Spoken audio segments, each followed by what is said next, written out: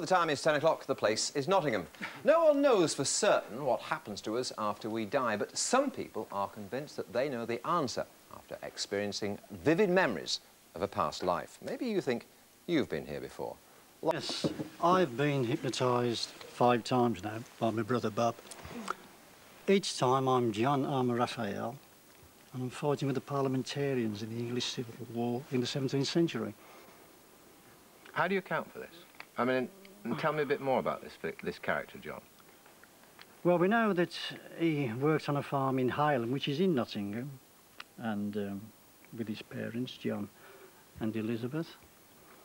And then in 1643, he was involved in one of the first battles of the war, which was at Newbury.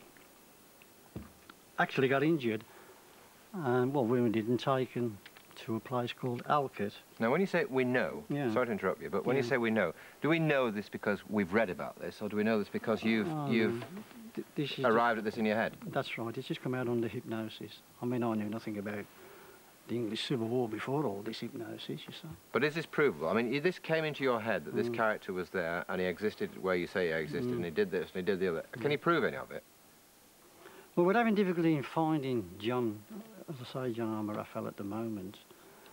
We know that we think that he worked, as I say, on this farm in Highland, and as I say, it was eventually called up by the army to go and fight, you see. Why did you hypnotise him in the first place? It had been a hobby for several years, and I'd had 1 or 2 partial successes, and the one evening that we organised it, his daughter-in-law was going to come, and she backed out at the last minute for whatever reason, and Peter stepped in and said, "Don't waste the evening, I'll do it." Oh, that's right. And he immediately became this soldier, and on subsequent sessions he kept going back to the same person, and then we physically went on locations to the places he'd talked about. He talked about a church somewhere, hadn't he? He talked about a church in, we've got a picture in of that. Halem. Yeah. And he described it in detail, the interior and the outside. Oh, you've got the picture. We actually went to the church. He got the name right.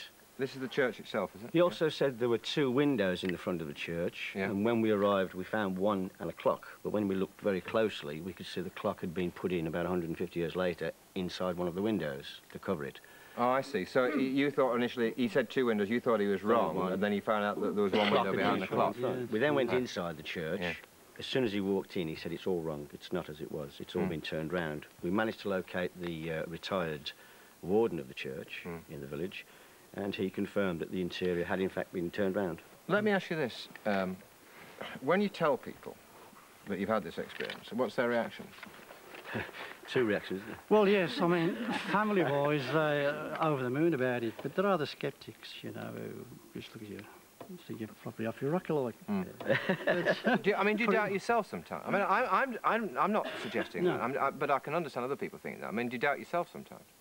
Oh, no. Not now. No. You're wholly convinced that this happened? Absolutely, absolutely. Who else thinks they've had another life or lives? Lady on the